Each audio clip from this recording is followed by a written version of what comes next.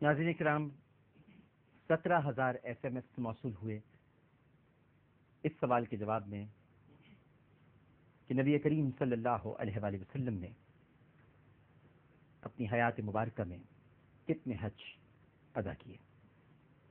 صحیح جواب ہے 1 حج، اور 17,000 SMS جو صحیح جواب ہمیں ملے، 17,000 صحیح جوابات ہیں۔ ان 17,000 صحیح جوابات میں قرعہ اندازی کے بعد جو صاحب منتخب ہوئے ہیں وہ اس وقت میرے ساتھ ٹیلی فون لائن پر موجود ہیں۔ ان کا نام ہے جمیل الدین صاحب۔ السلام علیکم جمیل صاحب۔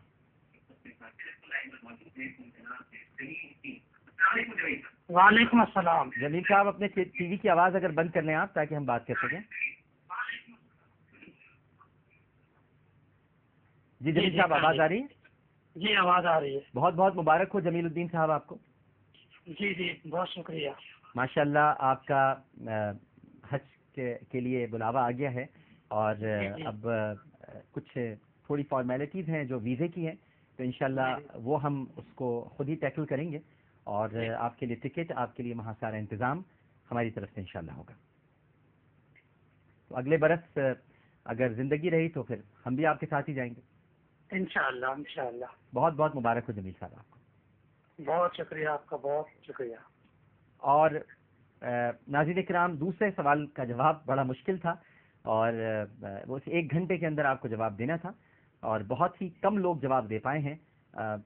بہت ساری SMS آئی ہیں، یہ بھی ہزاروں کی تعداد میں ہے، لیکن صرف 3 جواب درست اس میں موصول ہوئے تھے، جن میں سے ایک صاحب قرآن اندازی کے بعد جیتے ہیں، جن کا نام شاہزیب ہے۔ شاہزیب صفدر ان کا نام ہے، ان کا تعلق اسلام آباد سے ہے۔ جمیل الدین صاحب کا تعلق کراچی سے تھا، اور شاہزیب صفدر صاحب اس وقت ہمارے ساتھ ٹیلی فون لائن پر موجود ہے۔ میں نے سوال ہی کیا تھا کہ نبی کریم صلی اللہ علیہ وآلہ وسلم نے جو حج ادا فرمایا اور جو حج ادا کیا، اس وقت آپ کا حلق کس نے کیا تھا؟ کس خوش نصیب کو یہ سعادت ملی تھی کہ نبی کریم صلی اللہ علیہ وآلہ وسلم کا حلق انہوں نے کیا؟ ان کا نام تھا حضرت معمر بن عبداللہ رضی اللہ تعالی عنہ، اور یہ صحیح جواب دیا ہے شاہزیب صفدر نے۔ ہمارے ساتھ ٹیلی فون لائن پر موجود ہیں۔ السلام علیکم۔ وعلیکم السلام۔ جی شاہزیب صاحبہ بات کر رہی ہیں؟ جی شازیہ دیکھیں ہمارے لوگ نام تک صحیح نہیں بتاتے۔ شاہزیب صفدر، میں کہہ رہا ہوں کہ یہ خاتون نہیں ہو سکتی، لیکن وہ کہہ رہے ہیں خاتون ہیں۔ جی میں نے کہا جی بہتر اگر آپ کہہ رہے ہیں تو خاتون ہی ہوں گی۔ تو شازیہ صاحبہ بہت مبارک ہو آپ کو۔ Thank you thank you. تو آپ نے یہ اتنا مشکل جواب کیسے دے دیا آپ نے؟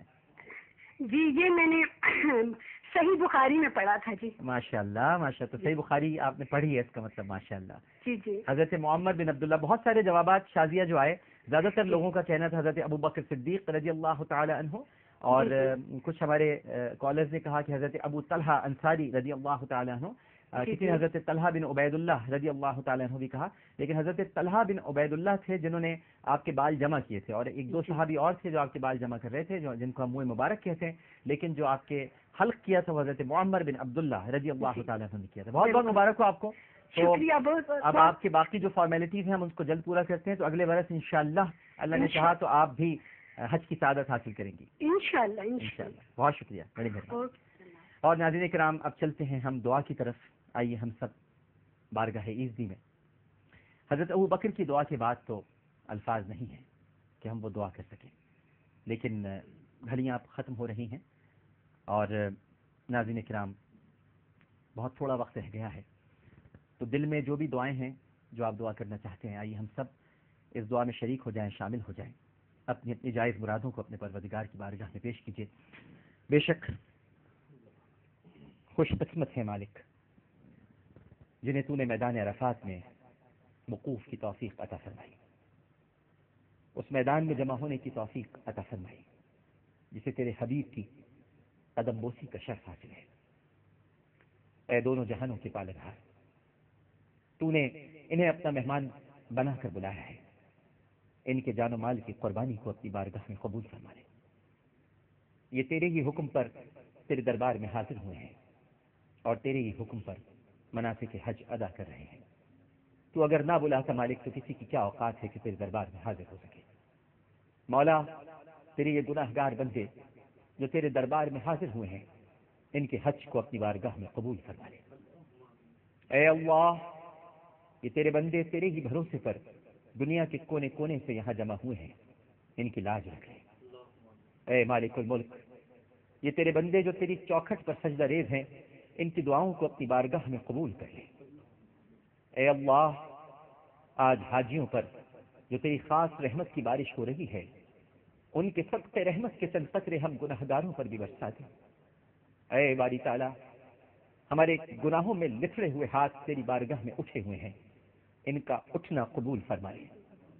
اے غفور الرحیم، کعبۃ اللہ کا غلاف پکڑ کر مانگی جانے والی دعاؤں کو اپنی بارگاہ میں قبول فرمائے۔ اے رب عظیم، طواف کعبہ کے دوران مانگی جانے والی دعاؤں کو اپنی بارگاہ میں قبول فرما لے۔ اے غفار الذنوب، ملتزم سے چمٹ کر مانگی جانے والی دعاؤں کو اپنی بارگاہ میں قبول فرما لے۔ اے ستار العیوب، حجر اسود کو چوم کر مانگی جانے والی دعاؤں کو اپنی بارگاہ میں قبول فرما لے۔ اے خالق و مالک، مقام ابراہیم پر مانگی جانے والی دعاؤں کو اپنی بارگاہ میں قبول فرما لے۔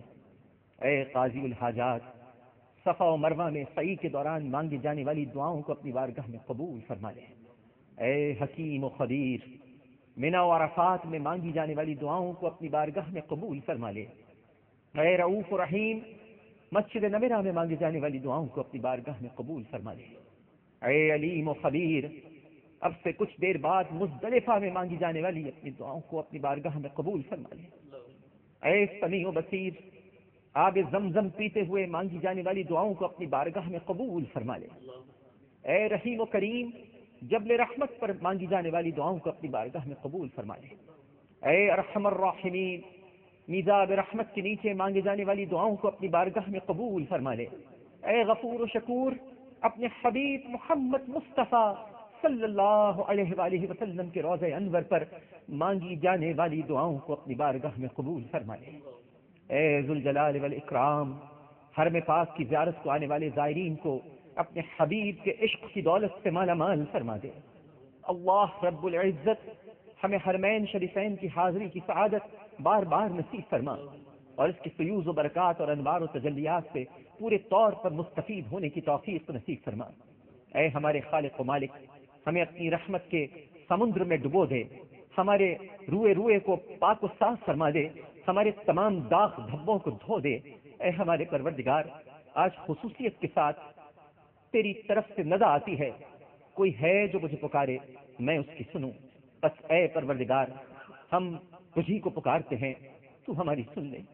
اے ارحم الراحمین، تیری طرف سے ہی یہ ندا آتی ہے، کوئی ہے جو مجھ سے اپنے گناہوں کی بخشش طلب کرے میں اسے بخش دوں، بس اے ارحم الراحمین ہم تجھ سے ہی اپنے گناہوں کی بخشش طلب کرتے ہیں، تو ہمیں بخش دے۔